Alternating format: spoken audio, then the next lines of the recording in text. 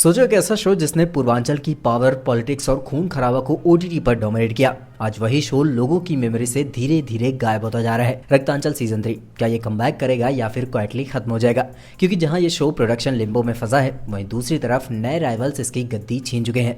Hello दोस्तों, welcome back to अभी talks. आज हम बात करने वाले हैं रक्तांचल सीजन 3 की, लेकिन सिंपल अपडेट नहीं बल्कि डीप एनालिसिस। क्या ये शो अब भी रेलेवेंट है या फिर ओटीटी की रेस में पीछे छूट चुका है? और सबसे बड़ा सवाल, क्या सीजन 3 पूर्वांचल की लॉस्ट लेगेसी वापस ला पाएगा? सीजन 2 का एंडिंग याद है? वसीम और विजय की स्टोरी बिल्कुल नाइफ एज पर छोड़ दी गई थी।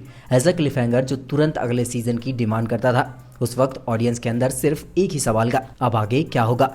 लेकिन प्रॉब्लम यहीं से शुरू होती है। क्लिफहैंगर तभी पावरफुल होता है जब उसका पे ऑफ जल्दी मिले। 2022 से लेकर अब तक 4 साल का गैप इस एक्साइटमेंट को खत्म कर चुका है।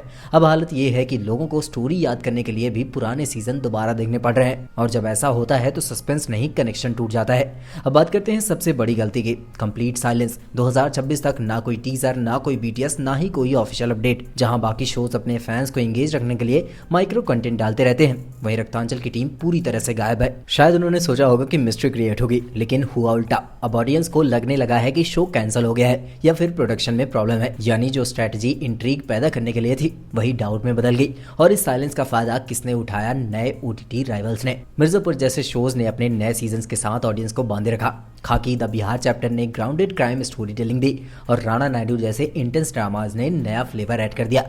इन सब का कॉमन पॉइंट क्या है? Consistent releases. जहां हर साल नया कंटेंट मिलता रहा, वहीं रक्तांचल का गैप ऑडियंस को दूसरी तरफ शिफ्ट करता गया।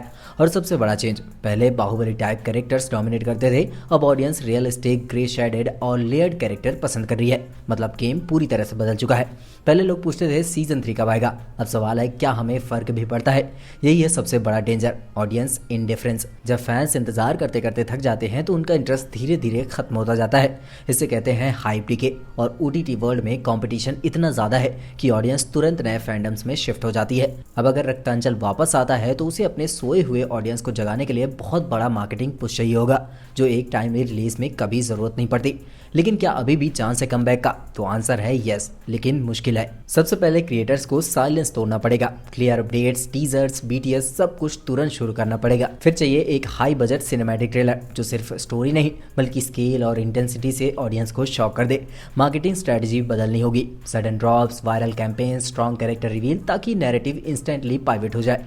सच ये है कि डैमेज हो चुका है, लेकिन पूरी तरह से खत्म नहीं हुआ। अगर सही टाइम पर स्ट्रॉन्ग कमबैक हुआ तो पूर्वांचल की गद्दी फिर से हासिल हो सकती है।